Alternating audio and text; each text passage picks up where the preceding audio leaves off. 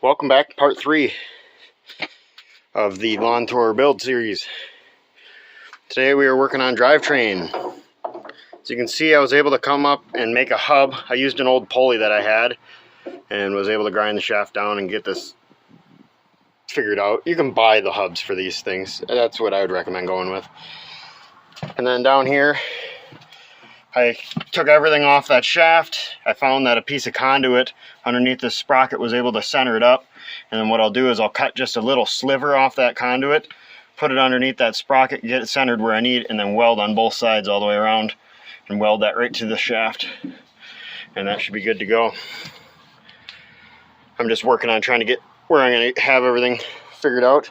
Right now I'm working on my idler sprocket because I've decided not to run you could do a chain tensioner system with the bearings, but I'm not going to go that route. I just want to be able to set them and forget them. I don't want to play the game of trying to move the bearings around, because then you're screwing with your pitch and all kinds of stuff. So I decided to use one of the old bogey wheel setups, and I cut one of the things off so I can get 2 sleeves. I've got 2 of these big giant springs that I'm going to use for tension. And then I took the other one, knocked the bogies off of it. One side I cut flush, the other side I just cut it off right after the bearing because it would have interfered with the spring here. And now I've got a idler sprocket for a number 40 chain, which this might end up getting changed over to a number 50 setup because we're going to see how good this works. But I found some bushings to adapt this down to 3/8 of an inch. And then I took some 3/8 flange nuts and drilled the flange out of them, or drilled the threads out of them. And those fit very nicely inside the ends of these tubes to help center that up. And I've got a really long bolt here, so I'm going to take and put these nuts inside the tube there, and then I'm going to run this shaft through the tube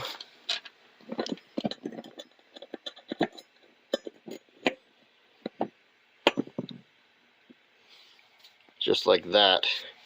So now I got a tensioner system that is extremely strong. There's no way that's going to deflect.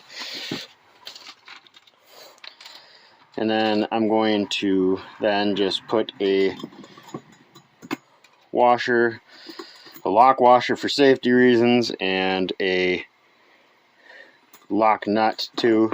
I know you don't need a lock washer with a lock nut, but I'm going to do it anyways, just because I can. And I need to take up a little bit more gap anyways. So I'll get all that tightened up, and then I will get that in place and show you what I'm thinking, then I'll bring you back. Alright, now you can see her in action. I got a chain on here now. I've still got some adjustments to make to get everything right. But as you can see, we've got our sprocket here, and then we got these 2 massive springs that just load the crap out of that chain. That chain is super tight, and it's spring loaded that way too.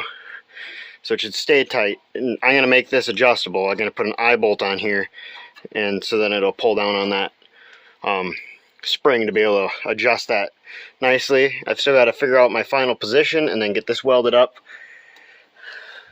get that sprocket welded on. But as of currently, it is in good enough shape to roll it.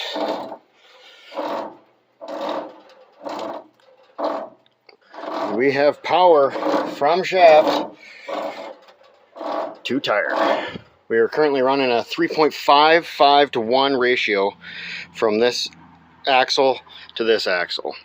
That is in correspondence with a 6-inch drive disc that would have ran the track to the 20-inch tires that we're going to run. So it should be relatively the same. Hopefully the speedometer is going to be able to keep up and keep the same pace, so that we should know what we're actually driving at. Alright, I'm going to go ahead and put tires on, and we'll see what I do after that. Alright, so I got that front shaft pulled back out of it again. I just got done welding that sprocket on. That should be good enough. It's not that pretty, but honestly, neither are those ones.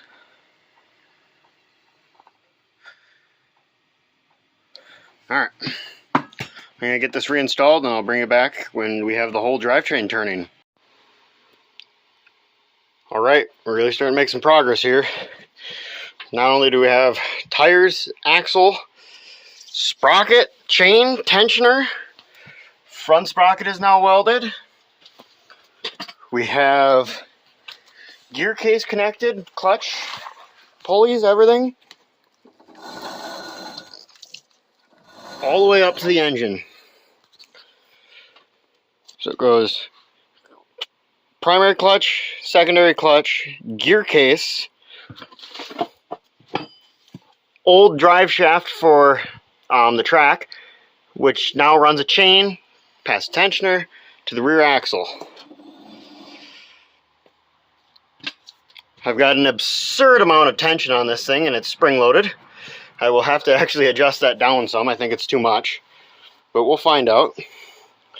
I am now going to get this thing lowered down and put together enough to start. And we're going to try to fire it up and see if she'll turn the tires. I'll bring you back then. Alright, I got you up on a tripod. Alright, so I got the wiring half-assed together. I got the fuel system primed, although the carburetor still doesn't have a new diaphragm in it. That's on the way. We are going to try to fire this thing up and get this drivetrain to turn. I want to see how good everything's working. Make sure there's no flaws or nothing that I can catch and I can fix now before we're excited to drive this thing and then it throws a chain or something like that. That would be really annoying. So let's see if this thing's even going to start. Keys on and everything. It should just